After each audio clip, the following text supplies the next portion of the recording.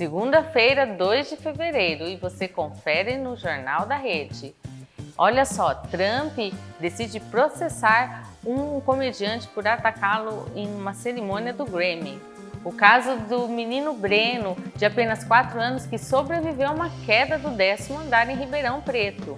Vigilância Sanitária de Suzano fecha delivery de yakisoba localizado no centro da cidade. E tem uma entrevista especial com o pessoal da OAB de Suzano sobre o bloco de carnaval que vem aí, Libera o Alvará. Está no ar o seu Jornal da Rede.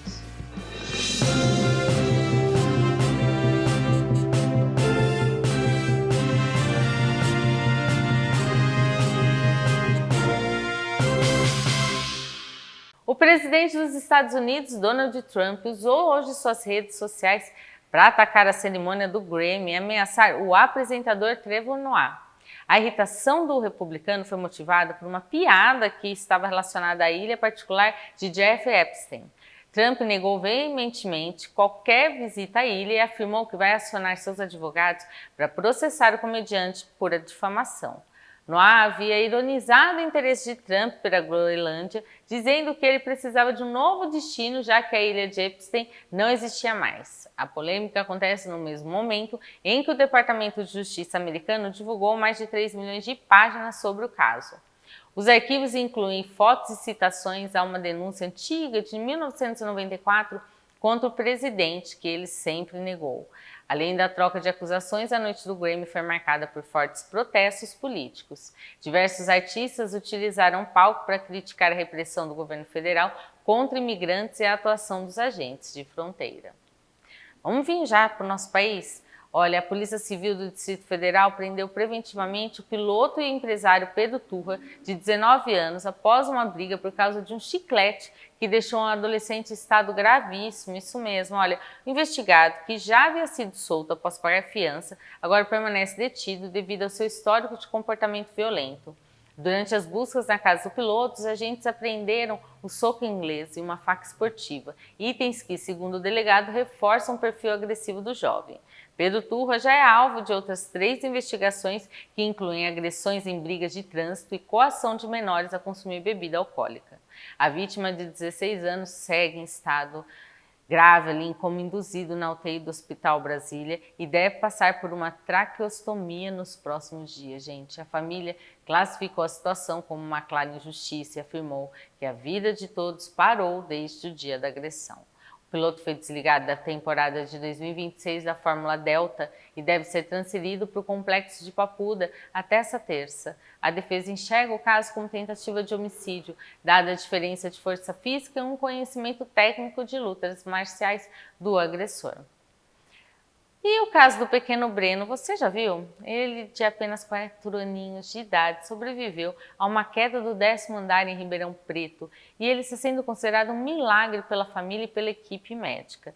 Um mês após o acidente, o menino já apresenta uma recuperação surpreendente das fraturas que sofreu nas perninhas. Segundo os especialistas, vários fatores contribuíram para a sobrevivência.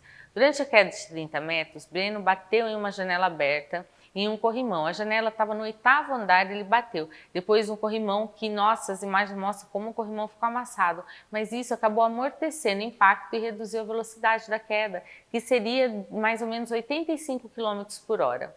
Além disso, a idade da criança favorece a regeneração dos ossinhos, que ainda estão em fase de formação. O socorro rápido também foi decisivo, já que o hospital de referência, onde ele foi atendido, fica apenas uma quadra do prédio da família. Breno, que é autista não verbal, passou por 3 cirurgias para alinhar os ossos do fêmur e da tíbia, mas não teve lesões graves na cabeça ou na coluna. Apesar da alegria pela vida do filho, a mãe de Breno desabafou sobre a culpa e os julgamentos que vem sofrendo nas redes sociais. Ela reforçou que a atenção com o menino é de 24 horas e que as pessoas precisam de mais empatia ao falar sobre a rotina de uma criança com autismo. E se vocês perceberem a janelinha que ele subiu, foi uma janelinha do banheiro, aquela janela pequenininha que você não vai imaginar que a criança vai passar ou que qualquer um vai acessar. E infelizmente ele conseguiu acessar. Uma coisa importante, mesmo com o hospital muito próximo, eles não removeram o Breno do lugar, esperaram o SAMU vir. O SAMU levou 7 minutos para vir e ele foi levado, porque se ele tivesse sofrido, dependendo da fratura, A gente não sabe a maneira correta de transportar alguém num acidente tão grave, né? Então é sempre bom esperar realmente a ambulância. E um prédio de 4 andares desabou na madrugada desta segunda-feira no bairro Picanço, em Guarulhos. O imóvel, localizado na rua Madame Courrier, estava abandonado por volta de 10 anos e já apresentava grandes rachaduras em sua estrutura. Apesar de relatos de que o local era ocupado por pessoas em situação de rua, o Corpo de Bombeiros confirmou que não houveram feridos. 6 viaturas atuaram na ocorrência e a queda do edifício, também atingiu uma casa vizinha, mas a Defesa Civil concluiu que as edificações ao redor não sofreram danos estruturais graves. A região foi totalmente interditada para a remoção dos destroços e para uma nova vistoria técnica de segurança. Moradores da região afirmam que já haviam alertado sobre o risco de desabamento, dado o estado de abandono do prédio. A Prefeitura de Guarulhos deve investigar as causas do colapso e a responsabilidade dos proprietários pelo imóvel interditado. Os centros de detenção provisória de Mogi das Cruzes e Suzano completaram 2 anos sem registrar qualquer apreensão de aparelhos celulares, olha só. Segundo a Polícia Penal do Estado de São Paulo, o número permanece zerado desde 2024. A Secretaria da Administração Penitenciária atribui o resultado ao uso da tecnologia de ponta, como scanners corporais e equipamentos de raio-x, além do treinamento das equipes para revistas mecânicas. O rigor do controle visa impedir que as unidades prisionais sejam utilizadas como escritórios para o crime organizado. No campo legislativo, uma nova proposta aprovada na Câmara dos Deputados prevê penas mais rígidas para quem for flagrado com celulares nos presídios. A punição pode chegar a 4 anos de reclusão para o preso e 6 anos para o agente público que facilitar a entrada do aparelho. O projeto também determina que o condutor, pelo uso de dispositivos de comunicação, deverá cumprir a pena em regime fechado, sem direito à progressão antes da metade da pena. As medidas reforçam o cerco contra a comunicação externa indevida dentro do sistema penitenciário. E agora vamos falar de mais um caso de violência familiar que chocou os moradores de Suzano nesse final de semana. Um homem de 26 anos morreu após ser esfaqueado durante uma discussão no Jardim Aeródromo Internacional. O crime aconteceu na noite de sábado, quando a vítima foi até a casa da ex-mulher para entregar o filho do casal. Segundo a Secretaria de Segurança Pública, houve uma briga entre ele e o atual companheiro da mulher, que desferiu diversos golpes de faca contra o jovem. Uma mulher que tentou separar a briga também ficou ferida no braço. Quando a polícia militar chegou ao local, encontrou a vítima já caída na rua. O suspeito foi preso em flagrante e entregou a arma do crime aos policiais.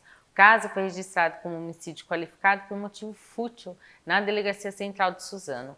O agressor passou por audiência de custódia e teve a prisão convertida em preventiva, devendo permanecer preso enquanto aguarda o julgamento. Vamos falar agora de um ferro velho. Olha, ele foi fechado e multado em mais de R$53 mil durante uma operação de fiscalização nas chácaras Guanabara, em Mogi das Cruzes. Que valor, hein? A ação foi motivada por denúncias de moradores sobre a compra e venda de drogas no estabelecimento. Durante a vistoria, agentes da Guarda Civil Municipal e da Fiscalização de Posturas encontraram quase 1.000 porções de entorpecente, além de dinheiro e placas de sinalização rodoviária sem procedência. O local não possuía alvará de funcionamento e foi imediatamente interditado pelas autoridades. O responsável pelo comércio foi preso em flagrante e levado para a Delegacia Central de Polícia Judiciária. No total, as autuações pelas irregularidades administrativas somaram pouco mais de R$53 mil. A Secretaria de Segurança reforçou que as operações de fiscalização em ferros velhos serão intensificadas para combater a receptação de materiais roubados e o tráfico de drogas na região.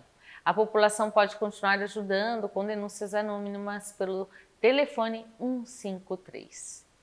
Agora eu vou falar de um delivery que foi interditado que, olha, se vocês verem nas fotos, o negócio estava feio por lá, hein? A Vigilância Sanitária da cidade de Suzano interditou esse delivery de yakisoba na Rua Baruel, no centro, após uma denúncia à ouvidoria municipal. No local, os agentes encontraram condições precárias de higiene, com acúmulo de lixo, croças de gordura nos utensílios e a falta de divisória entre o banheiro e a cozinha. Além da sujeira, a fiscalização flagrou o proprietário fumando durante o preparo dos alimentos e apagando cigarros no próprio fogão. O estabelecimento foi autuado com base na lei antifumo e nas normas estaduais de saúde, sendo imediatamente fechado pelas autoridades. Essa foi a terceira interdição relevante realizada em Suzano nesse início de ano.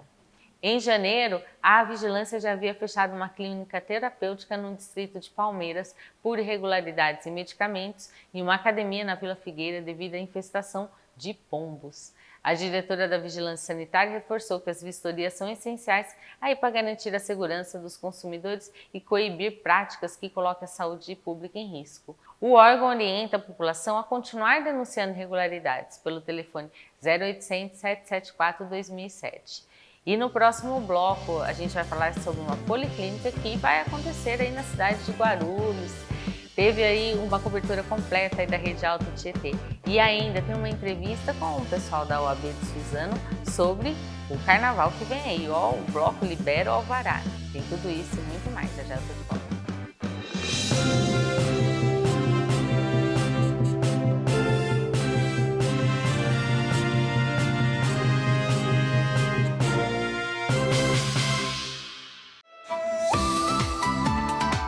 O sol não perdoa. E nos dias mais quentes do ano, seu corpo pede por algo que devolva a energia sem pesar na rotina. Você não quer apenas comer, você quer se sentir renovado. Conheça o segredo da máxima refrescância para o seu verão, Moyashi Goro. O Moyashi Goro é o ápice da pureza. Cultivado de forma totalmente hidropônica, ele cresce sem qualquer contato com a terra. É um processo limpo, onde cada broto se desenvolve apenas com o que a natureza tem de melhor. Água fresca e cristalina. Sem aditivos, sem conservantes e sem truques. É a vitalidade da água transformada em alimento. Esqueça das saladas comuns. Estamos falando de uma explosão de textura. É o estalo da crocância absoluta que transforma cada refeição em um momento de prazer real. O Moyashi Goro traz aquele frescor que parece hidratar a alma a cada mordida. Mas não é só sobre sabor não, é sobre inteligência nutricional. Este é um alimento vivo, rico em fibras, carregado de vitaminas e com um mínimo de calorias. É o combustível puro que o seu corpo exige para manter o ritmo, fortalecendo a saúde enquanto você aproveita o melhor da estação. Neste verão, não aceite o básico, eleve o nível do seu prato com a segurança de um cultivo impecável. Escolha o vigor, escolha a leveza. Moyashi Goro, a definição definitiva de crocância. Procure hoje mesmo no setor de hortifruti. Goro, fazendo sempre o melhor para você.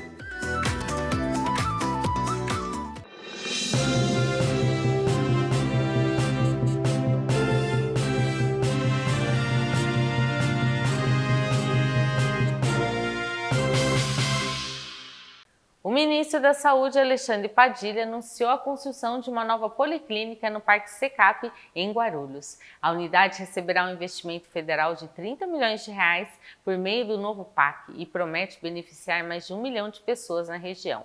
A policlínica será erguida no estacionamento do Clube Secap, ali no mesmo local que abrigou o hospital de campanha durante a pandemia. Olha, o objetivo principal é reduzir as filas de espera por exames complexos, como ressonância e tomografia, além de ampliar o atendimento especializado na cidade. Dos recursos anunciados, 17 milhões serão destinados às obras e 13 milhões para a compra de equipamentos de última geração. A Prefeitura de Guarulhos trata o novo espaço como o futuro CEMEG Centro, que deve substituir a atual estrutura alugada na Avenida Salgado Filho. Durante a cerimônia no Adamastor, o governo federal reforçou que este faz parte do maior investimento em infraestrutura do SUS na história do país. O ministro da Saúde teve suas falas, além de outras autoridades políticas, como a gente pode acompanhar. Amigos da Rede Alto Tietê, ao lado do vereador Marcelo Seminaldo. Vereador, a importância da vinda do ministro da Saúde, Alexandre Padilha, aqui hoje para Guarulhos, e esses recursos trazendo aqui para a nossa cidade. É extremamente importante, né? O Padilha mostra compromisso com a população da nossa cidade, indiferente de cor partidária, porque o prefeito, todo mundo sabe aqui, não é do mesmo espectro ideológico do ministro, nem do presidente da República, mas eles mostram que isso não tem importância. Então, está vindo aqui para anunciar a liberação desse recurso para a construção dessa policlínica, que vai ser extremamente importante para a nossa cidade, mas não é só. Nós estivemos lá em Brasília junto com o deputado federal Alencar Santana, e é por isso também que o ministro está vindo aqui, para a liberação desse recurso e também para a liberação da verba para poder concluir o segundo andar do Hospital Pimentas. Então, são 2 equipamentos aí que em pouco tempo vão estar disponíveis para a população da cidade de Guarulhos. Olha, a gente está investindo muito na saúde no Brasil inteiro, né? Tanto em cidades pequenas, através do programa Mais Médicos, levando médicos, como nas grandes cidades, que é o caso de Guarulhos, onde a gente está procurando, o governo está procurando equipar melhor o sistema de saúde. Então a construção dessa policlínica ali no SECAP vai ser uma coisa muito boa para o povo de Guarulhos. Tenho certeza que o atendimento vai melhorar muito, diminuindo as filas e melhorando a qualidade. Eu acho importante porque nós temos há bastante tempo já a nossa cidade aguardando novidades boas para a área da saúde. E você ter novos prédios, ampliação, construção, como tem vindo, como está sendo anunciado e vai ser anunciado hoje aqui pelo ministro, é muito importante, porque a cidade de Guarulhos ela não diminui, ela só cresce, a cada ano cresce, e a nossa rede de atendimento em saúde, através do SUS, ela tem que acompanhar esse crescimento. Por isso que eu acho extremamente positivo que a gente consiga que essas obras andem o mais rápido possível e a gente comece já a atender a população que tanto precisa da saúde na nossa cidade. Olha, é extremamente importante esta obra, conforme eu já destaquei. Nós vamos ampliar de 6.500 a 7.000 atendimentos mês, que hoje é realizado no CEMEG Centro, para algo em torno de 70.000. Então nós estamos multiplicando por 10 vezes o atendimento. Então, por exemplo, redução do tempo de espera em filas. Melhoria efetiva no atendimento, visto que nós vamos ter, além dos consultórios de especialidades, exames especializados também no próprio local. Então é um ganho formidável para a população esse empreendimento que será desenvolvido. Quanto à parceria, é aquilo que nós fazemos. O fortalecimento do SUS se dá pelas 3 esferas de governo. É governo federal, governo estadual e governo municipal trabalhando juntos para poder oferecer o melhor plano de saúde existente para a população, que é o SUS. As obras já foram autorizadas e a nova unidade atuará diretamente no fortalecimento da rede de atenção básica de Guarulhos e cidades vizinhas. E estão abertas as inscrições para o curso gratuito de impressão 3D em Arujá. Um curso muito legal, viu? A oportunidade é voltada para quem deseja ingressar no mercado aí de tecnologia e aprender a manusear equipamentos de fabricação digital. É uma curiosidade aí, né? As aulas acontecem na Escola Técnica Municipal 4.0, com opções de turmas no período da manhã e da noite. O curso tem carga horária de 40 horas e será realizado entre os dias 23 de fevereiro e 5 de maio. Para se inscrever, o candidato deve ter no mínimo 16 anos e realizar a pré-inscrição pelo site da Prefeitura de Arujá. Após o cadastro online, é necessário comparecer à escola com os documentos pessoais e comprovantes de endereço aí para efetivar a matrícula. Para quem não sabe, a escola fica na Avenida João Manuel, número 393, no centro. Os alunos menores de 18 anos devem estar obrigatoriamente acompanhados pelo responsável legal para garantir sua vaga. E mais de 146 mil estudantes da rede estadual retornaram às salas de aula nesta segunda em todo o Alto Tietê.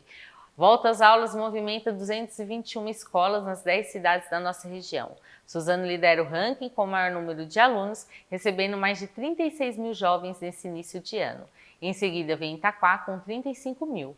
Juntas, as duas cidades concentram quase metade de toda a rede estadual do Alto Tietê. Ao todo, 8 mil professores voltam ao trabalho para garantir o ano letivo. A secretária de Educação também confirmou a entrega de mais de 3 milhões de kits de material escolar, que devem chegar às mãos dos alunos do ensino fundamental e médio até o final desse mês. Além das unidades regulares, as cidades de Mogi, Poá, Santa Isabel e Suzano também retomam as atividades nos Centros de Educação de Jovens e Adultos, os CEJAs. A orientação para os pais é ficar atentos aos horários de entrada e saída para evitar congestionamento próximo às unidades escolares. A Prefeitura de Suzano iniciou a entrega de cestas básicas e kits de apoio para as famílias atingidas pelo temporal da última quarta-feira. Suzano foi a cidade mais atingida, 115 milímetros de chuva em apenas uma hora. As equipes de assistência social estão atuando diretamente em bairros como Vila Morim, Jardim Maitê e Santa Rosa, onde foram registrados os maiores danos. Ao todo, foram disponibilizados mais de 1.000 itens doados pelo Fundo Social e pela Defesa Civil do Estado. A ajuda inclui alimentos, produtos de higiene pessoal, material de limpeza e kits dormitório com colchões e cobertores para garantir aí um mínimo de conforto e dignidade, né? No Jardim Maitê, mais de 80 pessoas já foram cadastradas e atendidas, enquanto na região norte, famílias receberam suporte para a higienização de suas residências. O prefeito Pedro Ixi reforçou que as equipes seguem monitorando aí as áreas de risco e que a prioridade é proteger vidas e recompor condições básicas de moradia. Para as famílias que ficarem desalojadas, a Prefeitura disponibilizou um espaço de acolhimento 24 horas no antigo restaurante popular no centro. Em caso de novas emergências, a população deve acionar a Guarda Civil pelo 199 ou a Guarda Civil Municipal pelo 153. Vamos falar aí de um cano da Sabesp que estourou e formou um chafariz de grandes proporções no Jardim Nápoles 2 em Itaquá. A água jorrou durante mais de 24 horas na Rua Central. Que desperdício, viu? Causando indignação aos moradores devido ao enorme desperdício desse tamanho num período de uma hora aí numa cidade aí que pede economia. Enquanto os técnicos não chegavam, as crianças do bairro aproveitaram, lógico, o calor para brincar no jato de água que atingia vários metros de altura. Segundo os relatos, a tubulação rompeu na tarde de sexta e só começou a ser reparada no final da tarde de sábado. Em nota, a Sabesp informou que enviou uma equipe de emergência para realizar o conserto e que o incidente não afetou o abastecimento das residências na região. Mas não deixa de ser um desperdício, né? No entanto, quem vive no local reclama da demora no atendimento e do volume de água tratada que foi perdido pela sarjeta. A orientação da companhia para casos de vazamentos em via pública é que a população faça o registro imediato pelo número 0800 014 5000. O reparo foi concluído ainda na noite de sábado, normalizando a situação na via. E falando de água, o sistema produtor do Alto Tietê fechou o mês com 30,5% de sua capacidade aí. Embora o nível tenha subido mais de 10 pontos percentuais em relação a dezembro, o volume ainda é considerado preocupante porque está um pouquinho abaixo ali dos 43% registrados no mesmo período de janeiro do ano passado. Dados da Sabesp mostram que, apesar dos temporais que causaram estragos nas cidades, as chuvas nas áreas das represas ficaram ligeiramente abaixo da meta esperada. O cenário reforça o alerta do CEMADEM sobre a dificuldade da recuperação do sistema, que enfrentou em dezembro seu pior índice desde a crise hídrica de 2014. Dentre os reservatórios que compõem o complexo, a represa do Biritiba-Mirim foi o destaque positivo, ultrapassando os 40% do volume. Já a barragem Jundiaí, em Mogi, também apresentou uma melhora e opera hoje com um nível superior ao que foi registrado em janeiro de 2025.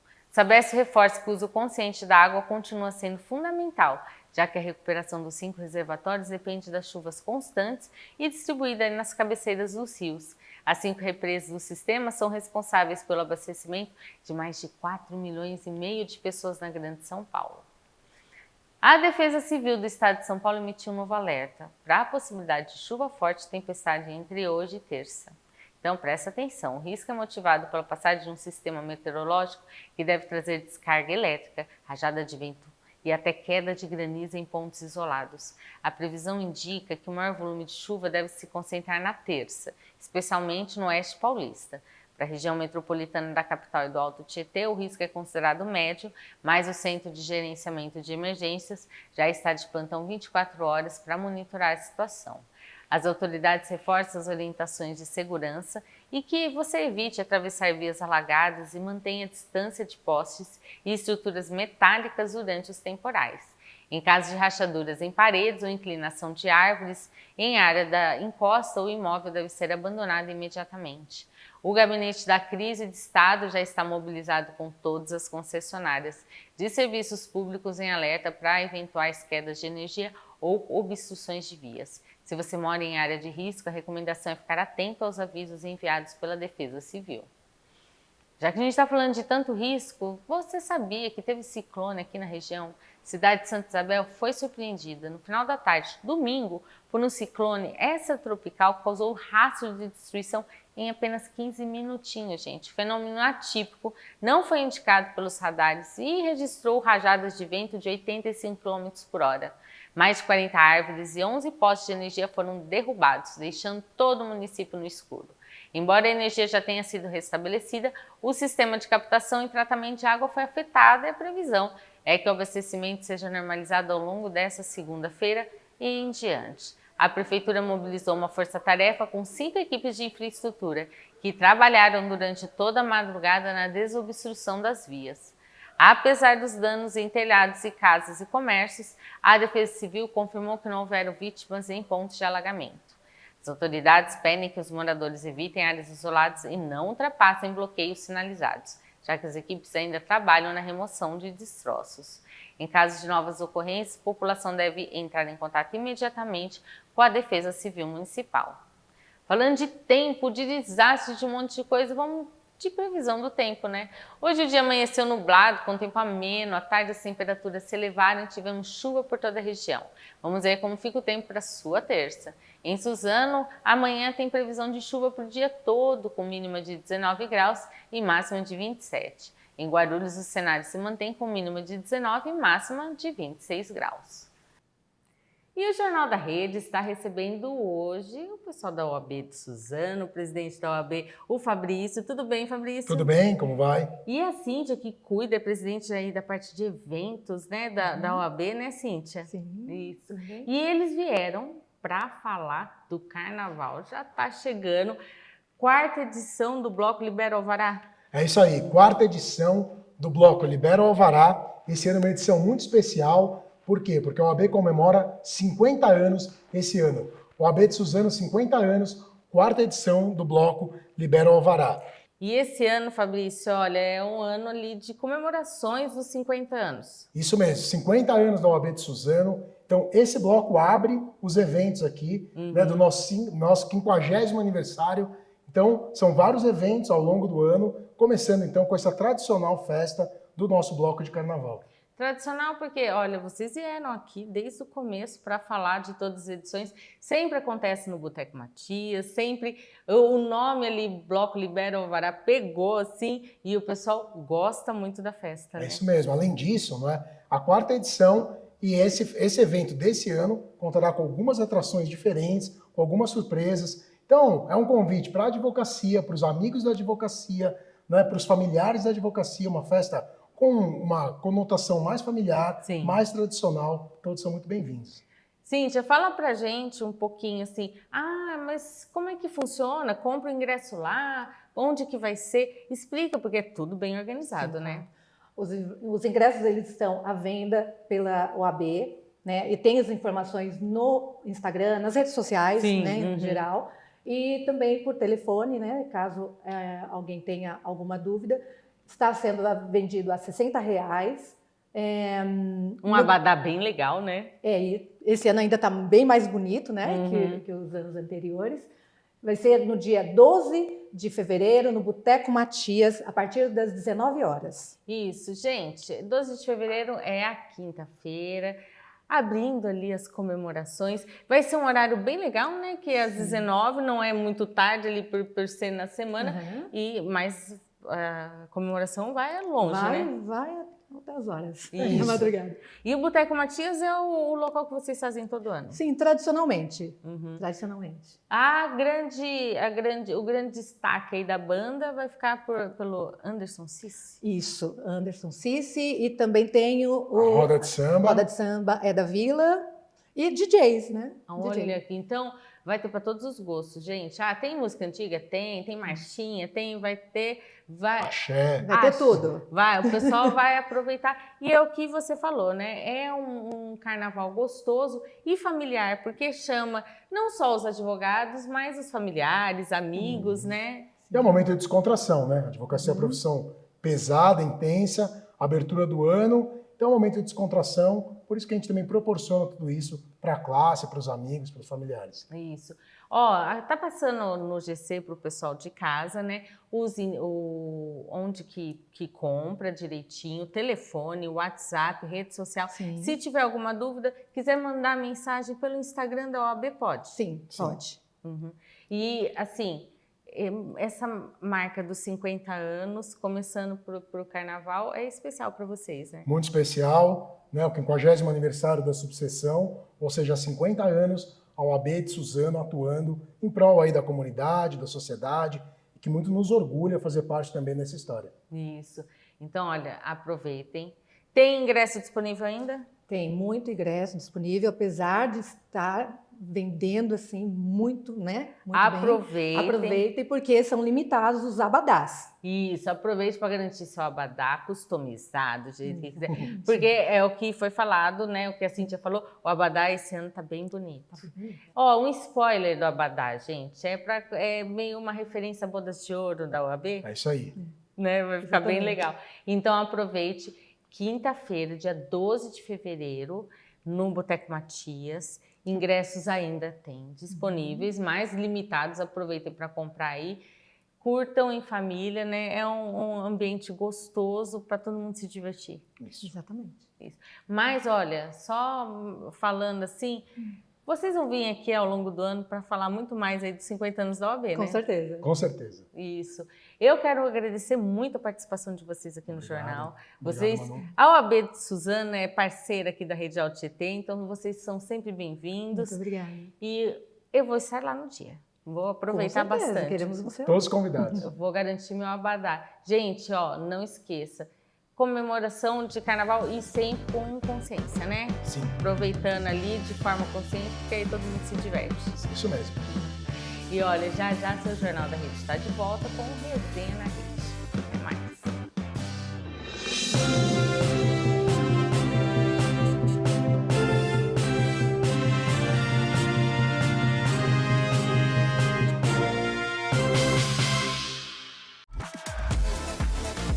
Atenção, empreendedor do Alto Tietê e Guarulhos. O seu marketing simplesmente não pode parar nesse final de ano. Quer o máximo de visibilidade? A Rede Alto Tietê é a emissora que mais cresce na região. A sua chance de estourar nas vendas está aqui, no canal 527 da Claro e também no YouTube.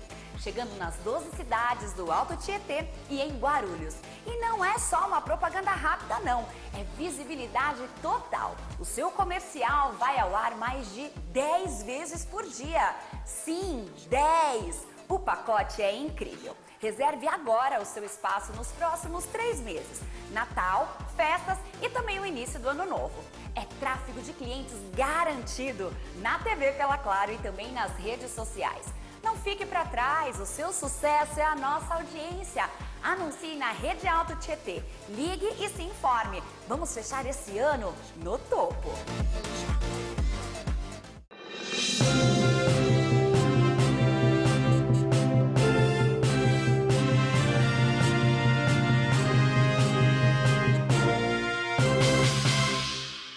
Fala pessoal, já começando o seu Resenha na Rede dessa semana com as emoções do Paulistão.